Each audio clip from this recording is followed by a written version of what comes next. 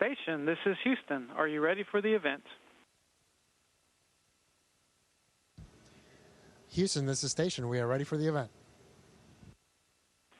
Houston ACR, this is Mission Control Houston. Please call Station for a voice check. Station, this is Houston ACR. How do you hear me? Houston ACR, this is Station. We hear you loud and clear. How else? Got you loud and clear. Please stand by for opening remarks. Hello, and welcome from Robert A. Moshbacher Odyssey Academy. My name is Holly Bailey, and I'm the principal of the Galveston campus. When Mr. Moshbacher founded Odyssey Academy in 1998, he had a vision for the students of Galveston County and beyond. He wanted to create enriched opportunities for students and their families. We are very thankful and excited about this enriched out-of-this-world opportunity for our students. And now for our first question. Hi, my name is Deanna Womack. My question is, what happens when you first return to Earth and get off the spacecraft? To all the students of Odyssey Academy, welcome to the International Space Station on behalf of Expedition 69 and the NASA team. Well, Steve has landed a lot more times than I have, so I'll let him answer that first question. I think it really depends on how long you're up here and what you did while you're up in space. So my first few missions were fairly short, just a couple weeks. And so the immediate effects were sort of that vestibular. You felt a little dizzy, a little wobbly, and after a couple hours or a couple days, that kind of went away. My calves ached once I started walking again, because for 2 weeks I essentially didn't use them. But for a space station mission for 6 months, it takes about 6 weeks before you start really feeling normal. And we'll have those dizziness, those vestibular issues as our gyroscopes basically start spinning back up once we get back down on Earth. And then all the hopefully the hard work we've done up here with load-bearing exercise will help our system adjust to being functional back on Earth. Gravity is going to be a brand new experience in a lot of ways. It's going to be a lot of learning, I think. I was going to say a lot of fun, but I'm not sure how much fun it's going to be based on talking to my friends who have come back. So it's going to be exciting. It's going to be interesting. And hopefully you recover over a period of time. That bone density, muscle mass, I think we've got a pretty good handle on. Hopefully we've done our hard work, so that will get fully recovered. There have been vision issues in the past. We'll see how those resolve over time. I don't know how we're doing on that. We'll know when we get back to Earth. But there are long-term effects that we'll need to understand, and that's part of the reason we do this, is to understand them better. Hi, my name is Sadie Welch. I'm from Odyssey Academy Bay Area. My question is, what kind of research do you do in space?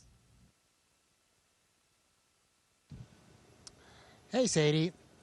We do a lot of really cool research, but we do a lot of basic research up here, meaning it's not that it's simple, but that we're starting off kind of at the bottom of the research pole and doing a lot of the things that scientists can then use to make the final product back on Earth. And so we look at different materials, like how metals form up here, how crystals form. We've actually just recently looked at how we can make fiber optics because in the lack of gravity and microgravity, things form a little bit differently. We also do a lot of biological sciences up here. Just this morning, I was actually working on an experiment that's growing stem cells, and that's because stem cells in our bodies tend to grow inside of our bone marrow. And so we think that in microgravity, because they're in that suspended state like they are in our bone marrow, they'll actually grow healthier, and that'll help us in the future to deal with things like leukemias, which are blood cancers, and other things that stem cell might be useful for in our bodies. We've also looked at 3D printing different human materials. We actually just did our first meniscus, which is a very simple tissue. But if that's successful, we're hoping to someday be able to do things like blood vessels and eventually do things like entire organs like hearts or livers or kidneys. And that would be pretty awesome. Hi, my name is Isabella. My question is, what do you think is most amazing about space? The most amazing thing about space is the fact that we're able to live up here. It's absolutely incredible to think that people have continuously living on board this station for almost 23 years now. When I was your age, that had not happened. And basically, as long as anybody 23 years old or younger has been alive, people have been continuously living in space. That is absolutely unbelievable. I don't think we've come to grips with that bit of understanding. So I think that's the most remarkable thing about space. Floating, obviously, is pretty cool. Hopefully I don't float away here. But, there are other things as well. Hi, my name is Malaysia Livingston. My question is, how long does it take to become an astronaut? Hey, Malaysia. Well, it's actually a really long process. So once you're selected, you have 2 years of what we call kind of basic training. You learn how to do your basic spacewalking skills, how to drive the robotic arm that we use on station. You learn how to fly in a supersonic jet. You also learn Russian language. And then after those 2 years, you'll usually help out in the office. And then once you get assigned to your first mission, you train for 2 years for that specific mission. So usually from the time you get selected to the time you fly for the first time is anywhere from 5 to 10 years. And then after that, you'll on average, fly about every 5 or 6 years.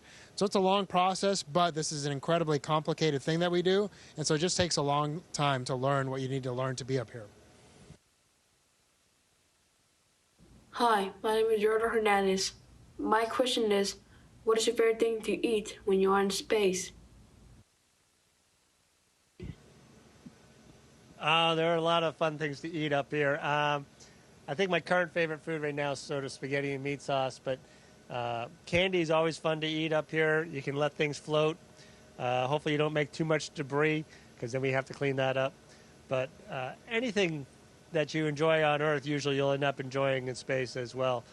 Yeah, and it varies over time. I've been here for 6 months, and a month ago, my favorite food would have been something else. So just like Earth, things change over time, and the food is really good. For what we are doing up here, it's amazing how good the food is. Hi, my name is Abigail Huff, and my question is, how does learning about space help us on Earth? Hey, Abigail. Well, space is present in a lot of parts of our lives. Probably the most common way nowadays is GPS, right?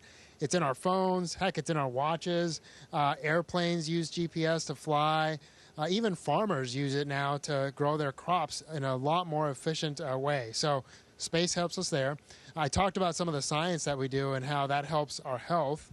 And some of the materials that we're developing up here will someday allow us to have faster connections for things like internet or cellular connections. So all those things really play a part in our daily lives. And then also the fact that, like Steve said, we've been up here for 23 years as people, but satellites have been around for much longer than that.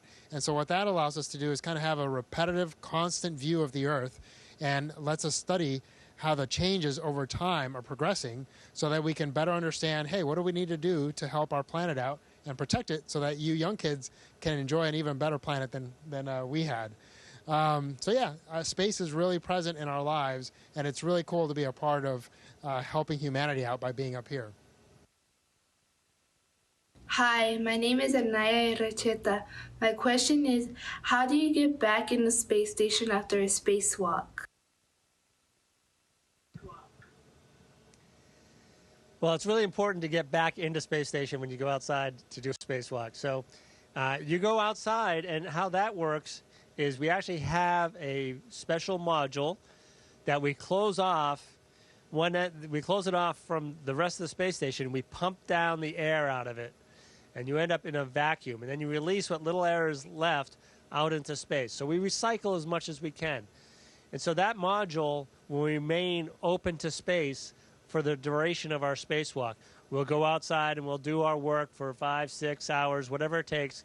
We'll come back inside. We'll close a hatch on that module, seal it off, and then we'll bring the air back into that module from inside the space station, and we'll repressurize it back up to the normal pressure, which is where we're living right now. I mean, this pressure on board space station is essentially the same as it is there on Earth. But we have a special module called an airlock, and that literally locks in air or locks out air depending on what you're doing. Hi, my name is Sadie Welch. I'm from Odyssey Academy Bay Area. My question is, what do you do for entertainment in space? Hey again, Sadie. Well, you know, we quite a few different things. The best thing we do is hang out with our friends up here, and we tend to do that a lot. We'll eat meals together, hang out at night, and just talk about what we did during the day or talk about things back home. We also have a library of movies that we can watch, and there's some brand new movies and there's some really old movies, and you can kind of catch up on any movies that you may not have seen before. And then a lot of us just enjoy reading. You know, a way to just relax is you read a book and listen to some music and just enjoy. But really, yeah, we try to do things that allow us to relax and take a break from the work that we do up here. Hi, my name is Elijah Arena. My question is, what material is used to make astronaut boots? So the material that is used to make astronaut boots, it's actually, it's a multi-layered material. So you've got, it's hard to explain, but there's different layers of cloth that have different purposes. There's a rubber bladder on the inside with a metal seal that connects it to the suit if you're going outside. Actually, right now, we should probably say this. I'm in socks, so I don't wear boots inside. Rarely, well, I guess when we're running on the treadmill, we wear boots. We wear shoes of some form. But when you go outside, the boots we wear are very special because they not only have to seal the air in, so there's a metal seal and a rubber liner on the inside, but then it has to protect you from the environment of space. Not just the vacuum, but the extreme heat, the extreme cold, even a little bit of micrometeorite protection. So it has many layers that provide those that protection for your boot. It's the same as the rest of the suit. It's pretty remarkable material. Hi, my name is Jan, and my question is, why do astronauts' muscles get weaker in space?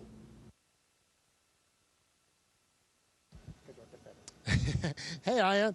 Well, it's because muscles need to work to stay strong. And up here, it's just really easy to move around because we're floating all the time. And so your legs especially, they're not, you're not standing up, you're not walking, you're not running. And so they just get weaker because you don't use them quite as much as you normally do back on Earth. And that's just in day-to-day use, right? So we just kind of float around from place to place. You see that we use our feet to grab onto things. And so it's just super easy. And then because of that, the muscles can shrink if we let them. But in order to prevent that, we do a lot of exercise. We do about 2 hours of exercise every day. And that's to keep those muscles strong. You know, and usually on Earth, if you worked out for 2 hours every day, you would get really tired. But here, because for the rest of the day, we don't really use those muscles much, the recovery is much faster, and we're able to work out on a much more repetitive basis. Hi, my name is Emmeline Garcia, and my question is, what safety processes do you go through to get ready for launch? There is a huge team of people who work really hard to ensure that all of the engineering specifications and everything that we can think of is ready for the launch of a vehicle. And that process actually continues for the space station, which has been up here for 23 years. There are people continuously looking at the environment of the space station, any new pieces of equipment that come up here, the way we have configured or set up our racks and our power supplies and anything else we do. There's always a team of safety people looking hard to keep us safe. And so it sort of starts with the design. We design to be safe, and then you inspect and verify that you're meeting those requirements. And then as things change, you have to assess and continuously assess the safety aspects for launch. You know, there's no way to make things perfectly safe. You cannot think of everything possible problem that could exist. And so there is risk, obviously, involved in all of this. But we do our best with our current understanding to make things as safe as possible. Hi, my name is Carson Cook, and my question is, how does your body react when you are launching at such high speeds? Hey, Carson. Well, it feels kind of like you're on a roller coaster, or maybe a really fast jet, if you've ever been in one of those, or a really fast car when you first hit the accelerator. And so you have a lot of what we call G-forces, but the good thing is that they're not acting to get the blood out of your head, which would really make you pass out. We sit or lay in a way that those forces go through our chest. And so it makes it a little bit more difficult to breathe. It almost feels like somebody or something is standing on your chest when you're trying to breathe. But you're able to think really clearly, and you're able to do things. It's just really a little bit harder to move your arms or move your fingers against those forces. But generally, that's about it, and you're able to function at your full capacity. Hi, my name is Anaya Pugh, and my question is, what is the hardest part of everyday life in space?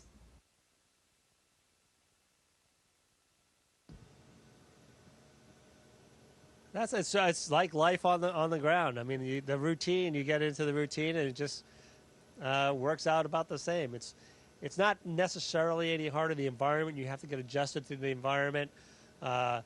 We do maintain a very long and continuous schedule. And I mean, Frank's been up here for almost a year at this point, and really has not had a vacation.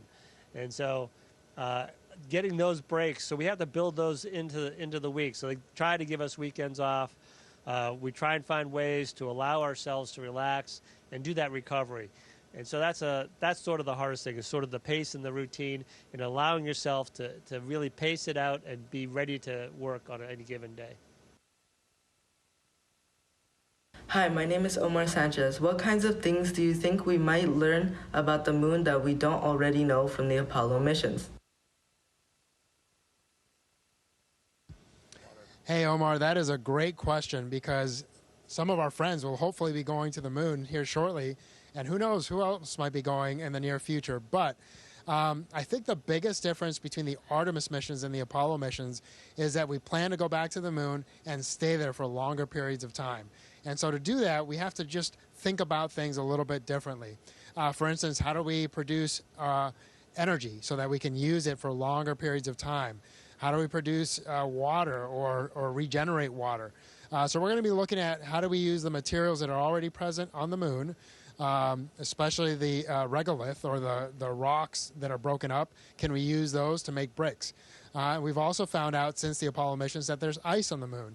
And can we use that ice both for our day-to-day living and, more importantly, to generate fuel or energy for our spacecraft? And so really, I think the biggest difference is going to be that we're going to go there and we're going to stay much longer. And hopefully the things we learn in staying longer will help us explore deeper into our solar system and our universe someday. Hi, I'm Aya, a structural design engineer at Boeing and a member of the ISS Mimic team. And on behalf of all of the students at Odyssey Academy, I'd like to thank you for your time with us today. All right, well, thank you so much to all the students at Odyssey Academy. We want to give a shout out to Matt B. from all your friends at JSC, but to all the students, thank you so much for your curiosity and your desire to learn.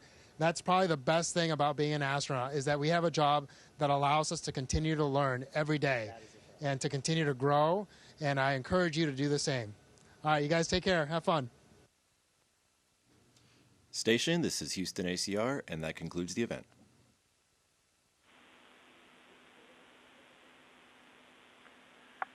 Thank you to all participants. Station, we are now resuming operational audio communications.